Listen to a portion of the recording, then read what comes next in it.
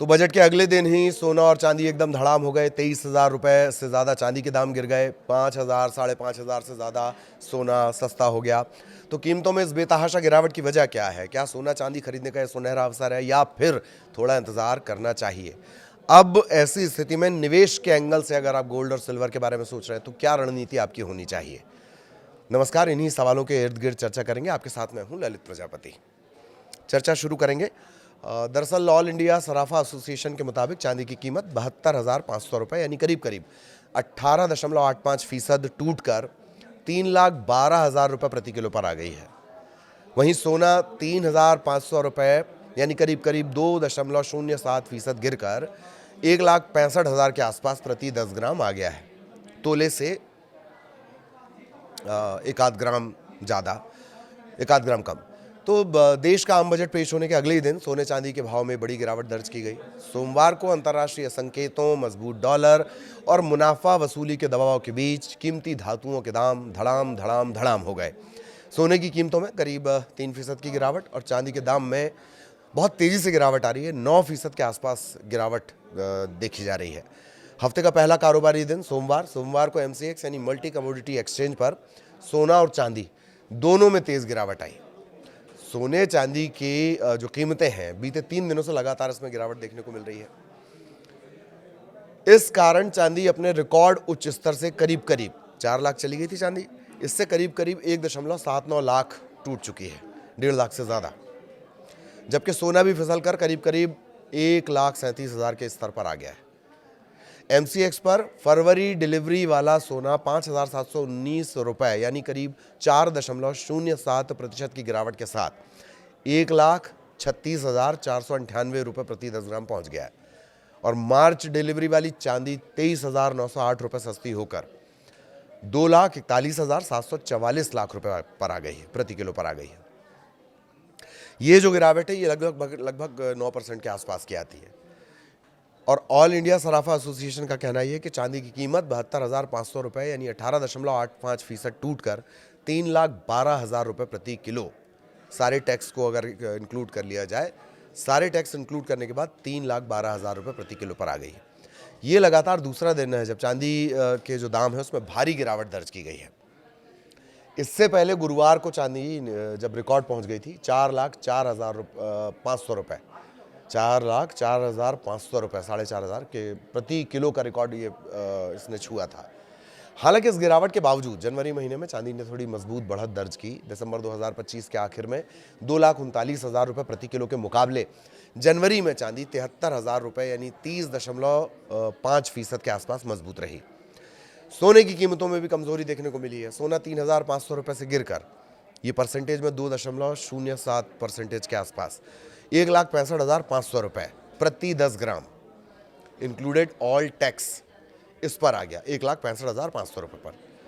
पिछले सत्र में 99.9% शुद्धता वाले सोने ने 1,83,000 रुपये प्रति 10 ग्राम का रिकॉर्ड स्तर छूने के बाद 7.6% की गिरावट दर्ज की गई थी। हालांकि मासिक आधार पर सोना भी फायदे में रहा और जनवरी में इसमें 27,800 रुपये यानी 20% से ज़्यादा की बढ़त हुई है। ये जो बिकवाली हुई या ये जो क्रैश हुआ एक तरह से प्राइस में सोने चांदी के, उसकी वजह क्या रही? मुनाफा वसूली। चांदी रिकॉर्ड स्तर पर पहुंच गई। जब रिकॉर्ड स्तर पर पहुंच गई, जिसने 100 रुपये लगाया था उसको 400 रुपये मिलने लगे तो उसने मुनाफा अपना निकालना शुरू कर दिया।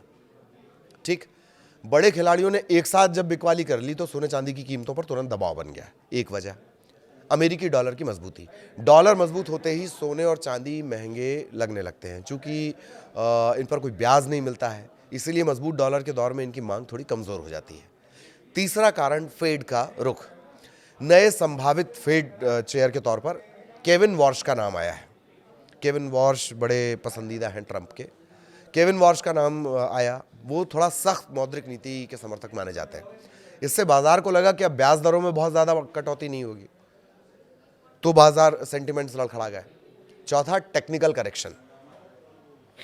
इसे ऐसे समझिए कि कोई भी जब इस तरह से चढ़ता है तो उसका इसी तरह से नीचे आना लगभग तय होता है, 99.99%। तो ये टेक्निकल करेक्शन है। सोना और चांदी बहुत कम समय में बहुत ज़्यादा चढ़ गए थे। एक्सपर्ट के मुताबिक ऐसे में टेक्निकली तौर पर कुछ करेक्शन यानी गिरावट आती है, दाम अपने आप को सुधारते हैं, ये समझिए। तो ये टेक्निकल करेक्शन ये बिल्कुल स्वाभाविक था। आज नहीं आता, कल आ जाता, कल नहीं आता, परसों आता, एक महीने बाद आता, लेकिन ये करेक्शन आता ज़रूर। एक और महत्वपूर्ण कारण है ज़्यादा सट्टेबाजी। हाल के दिनों में सोना चांदी में सट्टा काफ़ी बढ़ गया था। जब बाजार स्पेक्युलेटिव हो जाता है तो छोटी खबर भी बड़ी गिरावट की वजह बन जाती है। तो अब स्थितियां क्या हैं, ये हमने आपको 5 रीज़न बताए जिसकी वजह से दाम गिरे हैं। देश के घरेलू बाजार में 2 फरवरी की सुबह सोने के दाम 1,60,000 के आसपास स्थिर नजर आए। चांदी में बीते 2-3 दिनों में करीब करीब 1 लाख की गिरावट दर्ज हो गई है। शादी ब्याह की तैयारियों में जुटे लोगों के लिए ज़रूर राहत की खबर है, यानी जो फिजिकल गोल्ड या सिल्वर खरीदते हैं उनके लिए। लेकिन ऊंचे स्तर पर निवेश करने वालों को इससे नुकसान झेलना पड़ा है।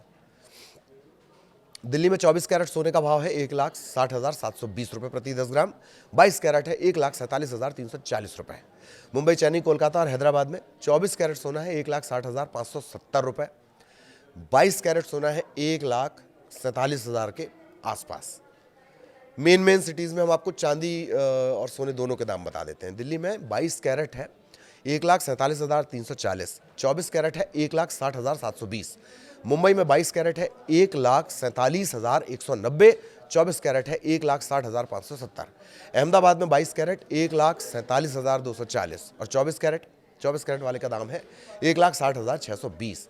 जयपुर में 22 कैरेट का अगर आप सोना खरीदने जा रहे हैं 1,47,340, ठीक, और 24 कैरेट 1,60,720। लखनऊ में 22 कैरेट का सोना 1,47,340, 24 कैरेट 1,60,000 के आसपास। चांदी भी जान लीजिए शहरों के हिसाब से, रायपुर उसमें सबसे सस्ते में है। कितना है 1 किलो चांदी का भाव वो जान लीजिए। पटना की बात कर ली जाए, ये प्रति किलो में रहेगा। पटना में 2,46,820 प्रति किलो, जयपुर में 2,46,920, कानपुर में सबसे ज़्यादा 2,47,020, लखनऊ में 2,43,570, भोपाल में 2,43,770 प्रति किलो, इंदौर में 2,43,770, चंडीगढ़ में 2,43,510, रायपुर में 2,43,410 रुपये प्रति किलो। रायपुर में आज सबसे सस्ती चांदी, 1 किलो चांदी कितना 2,43,410, और कानपुर में सबसे ज़्यादा 1 किलो चांदी 2,46,920 के आसपास। अब इसी में आगे चलते हैं तो इंडियन बुलियन एसोसिएशन के मुताबिक मुंबई में 24 कैरेट सोना 1,51,804 रुपये, 22 कैरेट 1,39,140 रुपये के स्तर पर दर्ज किया गया, जबकि चांदी के भाव 2,75,419 रुपये प्रति किलो बताए गए। एक बात और है, खबर आप तक पहुंचाते पहुंचाते प्राइस में इतना करेक्शन चेंज आ जा रहा है। सबसे बड़ा सवाल क्या बना हुआ है कि अब खरीद का सही मौका है क्या? ये मौका है क्योंकि दाम नीचे गिरे, फटाफट खरीद लो।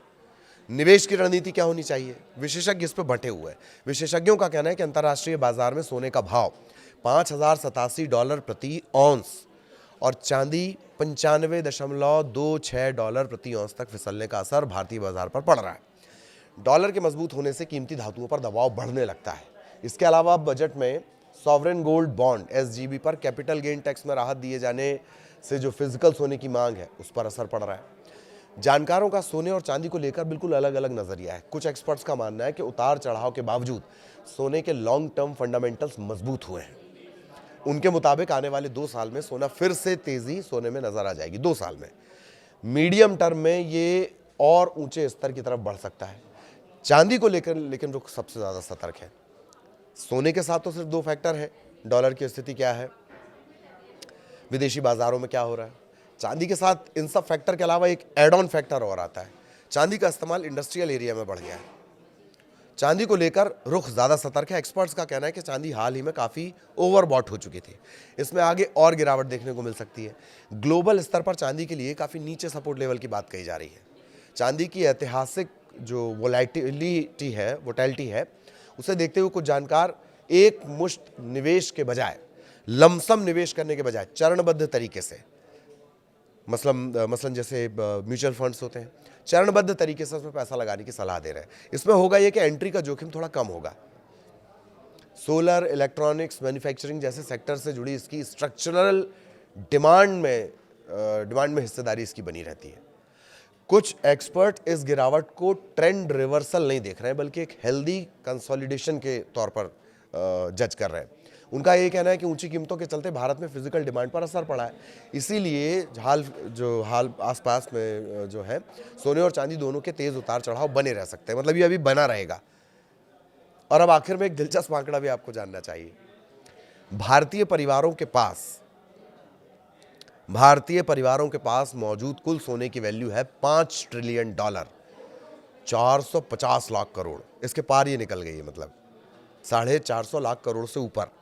यह आंकड़ा देश के कुल $4.1 ट्रिलियन यानी 370 लाख करोड़ रुपए की जीडीपी से ज्यादा है।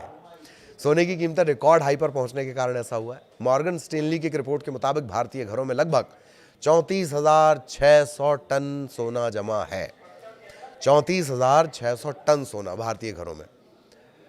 और घरों में रखा ये बेकार पैसा कैसे निकले, बेकार अर्थशास्त्री इसे मानते हैं, और ये हमेशा से चुनौती रही है अर्थशास्त्रियों के लिए। ये बड़ा चैलेंज है कि घरों में रखा जो सोना है, आइडल एसेट बोलते हैं इसको, ऐसी संपत्ति जिसमें कोई कमाई नहीं हो रही है, इसको निकालने के लिए सरकार ने gold bond, SGB, gold ETF, digital gold ऐसे ऑप्शन दिए ताकि लोग फिजिकल गोल्ड के बजाय वित्तीय गोल्ड में निवेश करें। लेकिन आम भारतीय जो है उसका फिजिकल गोल्ड यानी गहनों और सिक्कों के प्रति प्रेम बिल्कुल कम नहीं हुआ।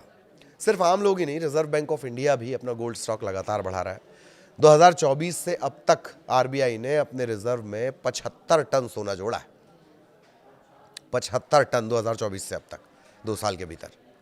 और भारत का अगर कुल सरकारी गोल्ड रिजर्व देखा जाए तो ये 880 टन हो गया है। ये भारत के कुल विदेशी मुद्रा भंडार का करीब 14% है। तो मेन मार्के की बातें क्या आपको ध्यान रखनी है? मार्के की बात आपको ये ध्यान रखनी है, चांदी में अगर आपको निवेश करना है, सोने चांदी में आपको निवेश करना है तो लमसम अमाउंट से आपको बचना है। पार्शियली मंथली करते हैं, या इस तरह से जो छोटे मोटे अमाउंट में किया जाता है किस्त के आधार पर, वो ज़्यादा बेटर रहेगा। कुछ तो हालांकि ये कह रहे हैं कि दाम में अभी भी उतार चढ़ाव बना रहेगा। ये तमाम चीज़ें हमने आपको बता दी। तो अगर आप निवेश के इरादे से सोच रहे हैं, सेफ निवेश अभी भी सोना बना हुआ है, इसमें कोई किसी को डाउट नहीं है, पर थोड़ा सा धैर्य रखना होगा मार्केट के लिहाज से। नमस्कार।